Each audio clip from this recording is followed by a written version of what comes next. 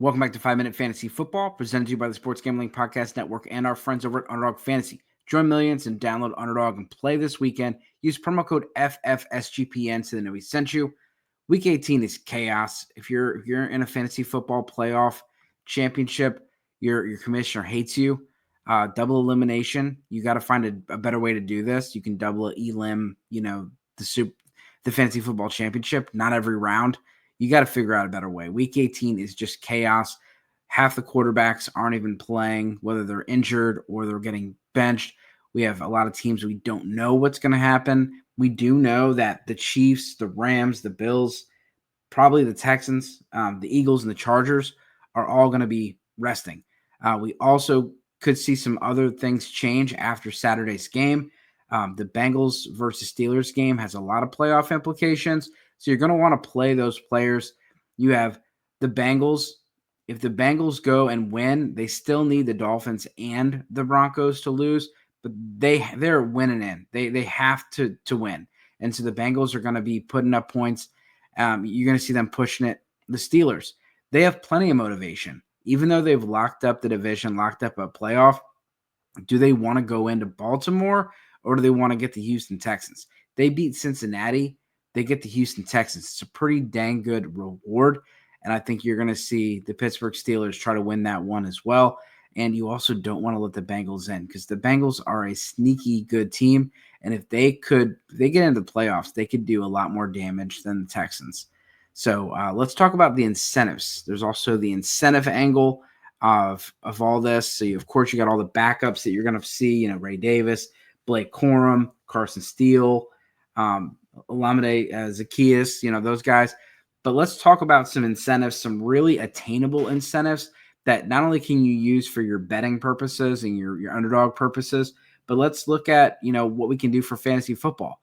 Kyler Murray, 50-plus rushing yards and rushing TD, $750K. Pretty motivated to run the dang ball. You got a lot of these, guys. These are defensive guys, but you can see them.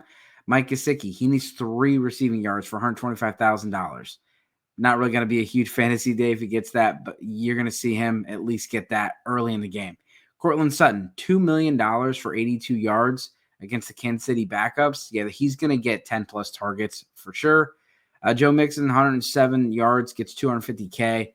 The Texans could bench everybody, but they really need to figure out a way to get this going, and they might have incentive to play just because this team is looking flat. DeAndre Hopkins, $250K for 9-plus receptions, $250K for 140 receiving yards, and he also gets an additional with 1 touchdown, get an additional $500K. So that could be $1 million day for DeAndre Hopkins. Alexander Madison needs 8-plus receptions for 125 yards. You look at Brock Bowers, he's got a rookie record he's chasing. He's looking to get the most receptions from a rookie ever. He needs nine catches to do that. He's caught 9 or 10 catches at least 6 times this year, more than 10 on four occasions. Not looking for yards, looking for that, but he also is chasing Brian Thomas for the yards. Brian Thomas currently leads Malik Neighbors by 40 yards. Then you look at J.K. Dobbins, need 58 yards, 150K. You look at Tyler Conklin, 1 reception, 250K. You also got Aaron Rodgers trying to get his 500th touchdown. Probably going to go to Devontae Adams. Geno Smith, huge payday, $2 million if he gets 185 yards passing. He also has another incentive for 72%, which is the best accuracy completion percentage that he's had. If he can get that, right now he's at 69.9, he's going to get another incentive. Then you have Mike Evans, 5-plus receptions and 85 yards equals $3 million. That's pretty nuts. Tony Pollard, 83 rushing. He's going to get 250K, 2+ rushing TDs, and he gets another 200K. I could see the rushing yards. I don't see the TDs. They've really screwed him the last few weeks. I know he's been banged up, but Tyjae Spears has 4 TDs over the last 2 weeks. Pollard should have already had this in the bag, and they're just not giving it to him. Zach Ertz, 9 receptions, 90+ and 2 would get him 750K. Each one of those individually is going to be 250K.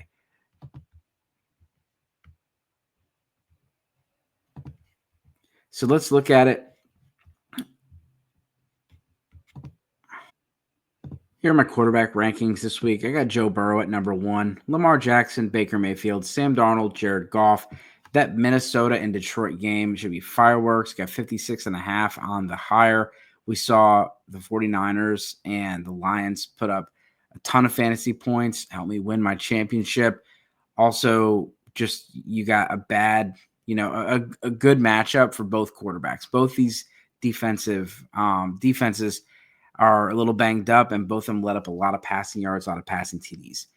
Jane Daniels, Bo Nix at 7, Russell Wilson at 8, Kyler Murray at 9, Michael Penix at 10, Joe Flacco at 11, Drake May at 12. Then your streaming options, Geno Smith, Bryce Young, Aaron Rodgers. Herbert, I don't know if Herbert plays the whole game. I'm really nervous about him. Justin Herbert, Mac Jones, Aiden O'Connell, and Caleb Williams. Like I said, Mac Jones is going to be feeding. He's going to be feeding Brian Thomas. Drew Lock is going to be feeding Malik Neighbors as they're trying to get those guys the rookie yardage records. Bijan Robinson, number 1. Jahmyr Gibbs at 2. Derrick Henry, 3. Josh Jacobs at 4. Bucky Irving at 5. Jonathan Taylor at 6. Devon Achane at 7. Aaron Jones. Brian Robinson Jr. Zach Charbonnet at 10. Rico Dowdle, 11. DeAndre Swift at 12. A lot of Isaac Guerendo and Ray Davis conversation. I'm going to go with Guerendo over Davis, but those are back-to-back. Jaylen Warren, I got him a lot higher than ECR, and I got Harris a lot lower. I think this can be a Warren game. I think you're going to see the Steelers having to play from behind. They're going to want more 2-minute offense. Warren's got more explosiveness. He offers more in the receiving game, and I just think he's taking over this backfield. Rashad White at 16, Breece Hall 17, Blake Corum at 18, Tyrone Tracy at 19, Chase Brown at 20. We don't know if Chase Brown's going to play. If he does not, Khalil Herbert is a flex consideration. Michael Carter at 21, Najee Harris 22, Jaleel McLaughlin 23, Kenneth Gainwell 24. Then we have Bigsby and Dobbins. I think Dobbins gets that 58 yards and hits the bench. Get some lemonade. Jamar Chase at 1. They're going to be throwing the ball at Jamar Chase all over the place. And I know that T. Higgins had the big game last week. Jamar Chase still had double-digit targets. He's going to get double-digit targets. They're going to throw the ball probably 50 times and try to make sure that they can get to this playoffs. I really hope the Bengals win. I think for fantasy football and for fun, I think the Bengals are a lot more fun than a lot of teams that are in there, and they could upset some people. Justin Jefferson at 2, Amon-Ra St. Brown at 3, Mike Evans at 4, Brian Thomas Jr. 5, T. Higgins at 6, Malik Neighbors at 7, Cortland Sutton at 8, Jordan Addison, Drake London finish out my top 10, Zay Flowers at Lad McConkey, Jackson Smith and Jigba, Terry McLaurin, Tyreek Hill at 15, Adams at 16, J-Mo at 17, George Pickens at 18, Jawan Jennings at 19. Josh Dobbs has eyes for Jawan Jennings. Back from their Tennessee days, we saw him come in the game, and immediately Jawan Jennings got 5 targets in one drive. So we're going to see a lot of Jawan Jennings. Deebo Samuel is out. A lot of Jawan Jennings, a lot of George Kittle as the San Francisco 49ers try to wrap up their season with Josh Dobbs. We have DJ Moore, Adam Thielen, Jacoby Myers, Jalen McMillan. McMillan's on fire, 6 touchdowns in the last 4 games, at least 50 yards and 5 catches in all those 5 games. He's becoming a thing. I think next year he's going to be a very interesting player. Nico Collins, 24, Garrett Wilson, 25, Josh Downs, 26. Joe Flacco's in, Anthony Richardson's out, so Josh Downs goes up. Keenan Allen, Calvin Ridley, DK Metcalf, Marvin Harrison Jr. DK is averaging 11 fantasy points a game. He, even in week 18, is someone you could set. Brock Bowers is the tight end 1. Trey McBride, Laporta, Jonnu Smith, TJ Hawkinson at 5. George Kittle at 6. Mark Andrews at 7. Zach Ertz at 8. Kyle Pitts at 9. I get it. Kyle Pitts is Kyle Pitts, but he's been looking pretty good with Michael Penix, and Carolina lets up the 11th most points to fantasy tight ends. Tucker Kraft, Chig Okonkwo. Chig, he's been great with Mason Rudolph, not great with Will Levis. Will Levis is starting, but Mason Rudolph is supposed to play. We'll see how that plays out. Pat Freiermuth at 12, Hunter Henry at 13, Gesicki at 14, Ferguson at 15. I think, again, with this passing volume, Yoshivas and Gesicki are, very interesting any TD plays. So, again, this has been 5-Minute Fantasy Football. Thank you so much for hanging out with us this season. We're going to be here for the playoffs doing some underdog fantasy. But as always, good luck this week, and I hope you had a great season.